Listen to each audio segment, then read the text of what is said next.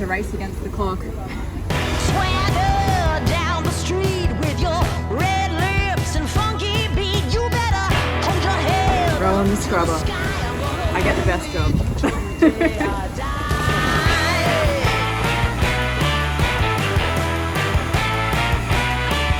Especially when it's a hot day. I get to cool myself down. I'm the one who suffered at the hand of my own hose today. First time for anything. Normally I finish soaked because she just sprays me. But the wind was not on my side. Look at this. Good day. All right. What's next? Do we want to?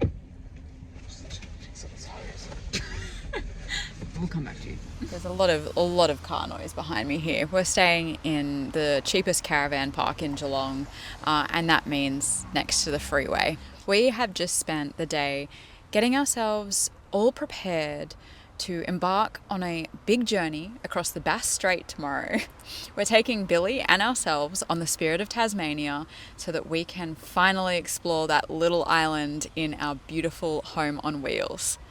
But we have just opened the fridge. It is 4 o'clock this afternoon, and I have been reminded of the enormous amount of fresh food that we currently have. Now, if you don't know, Tasmania has some pretty strict biosecurity rules, which means that absolutely no fruit and veg can be taken interstate.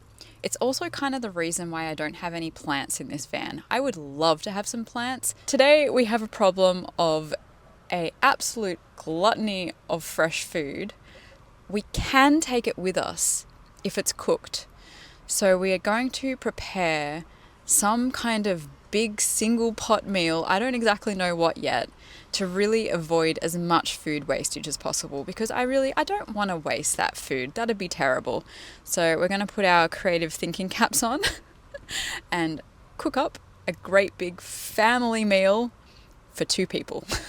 So I'm kind of thinking that some sort of one pot Mexican flavored dish. It seems to me like the easiest way to maybe get the best use out of these vegetables, because we can obviously put it on our tacos or with some rice and it will go a long way. I was at least prepared for the other half of the biosecurity rules when it comes to Tasmania. We have given Billy a very thorough wash inside and out to make sure there is no dirt or mud that we'll be taking with us. Because, this is a really unique and sensitive biosystem that we are about to go into, so we want to do things right. How to chop an onion. Firstly, make sure you have your goggles on. Okay? You don't want to cry. So to address the elephant in the room, yes, I have one of these very obnoxious little microphones now. No, it's fun. And I hope that it does improve the quality of my audio a lot, because it's been pretty shit.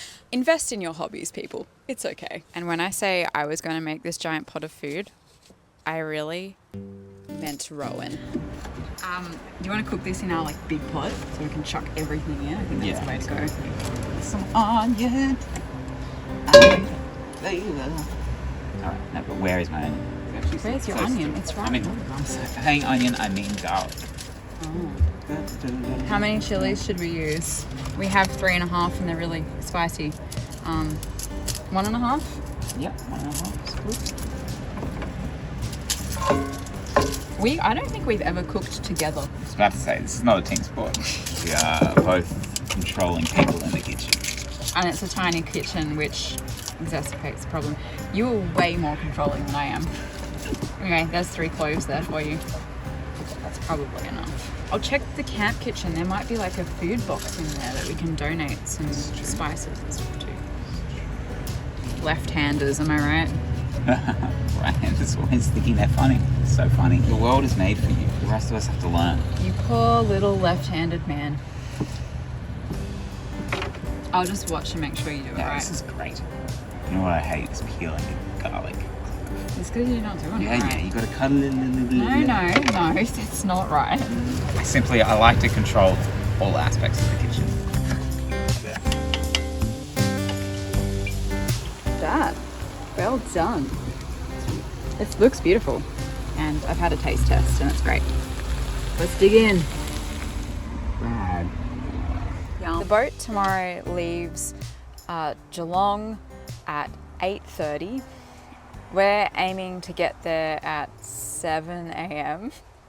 Last boarding is 7:45, but Rowan in particular likes to have a lot of extra time to make sure that things go smoothly. We're unsure exactly how things work with having a bigger vehicle like this. We know that there are limited spots for large vehicles. I mean, obviously we've booked months in advance, but it could be a slightly different process compared to just, a normal passenger car. And so that means that we are going to be getting up at 5 a.m. tomorrow, because on a good day it will take us an hour and a half to do the whole morning routine and pack down procedures, and we have a little bit extra to organise tomorrow. There is food available that you can buy, but I like to have my own comfort food, and then I guess a bit of entertainment.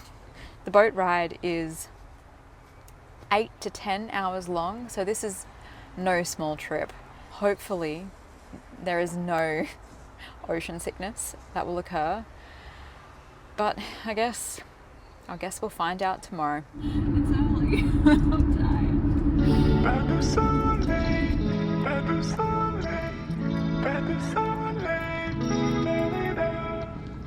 I'm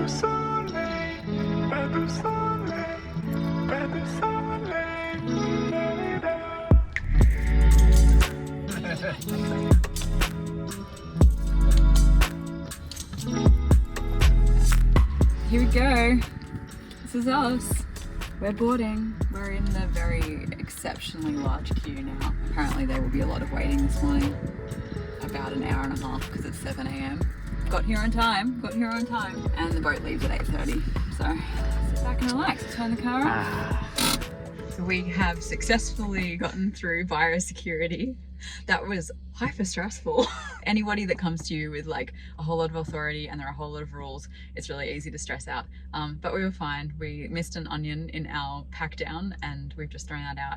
And I had to get rid of my beautiful Banksia diffuser. I didn't think about that.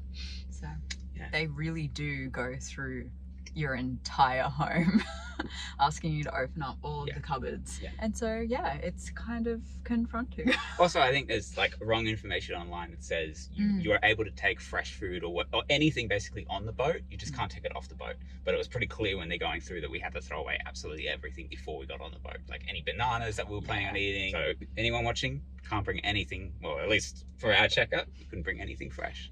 No fresh food allowed whatsoever. Yeah, which means restaurant buffet. Buffet for lunch. Oh, yeah, so, I feel like I'm a winner. Yep, step 1 done, tick. Now we just have a little bit more waiting.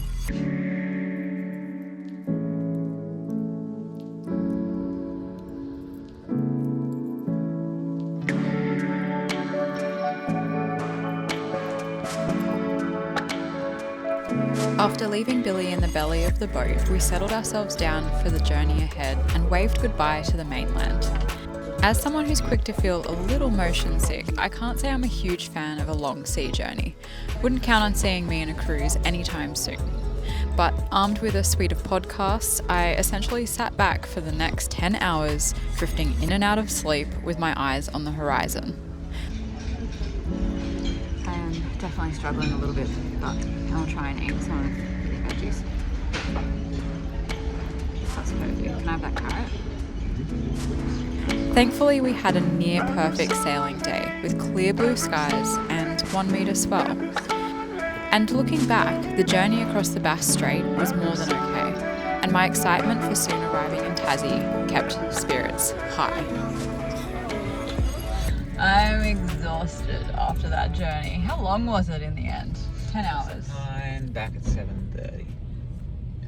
Yeah, 10 hours, 10-hour journey. And we've got 20-minute drive to the campsite we're staying at tonight. I just booked something, so it was easy, and we knew what we were doing. Now we're just waiting, once again, just a little bit more waiting so that we can drive out of this damn ship.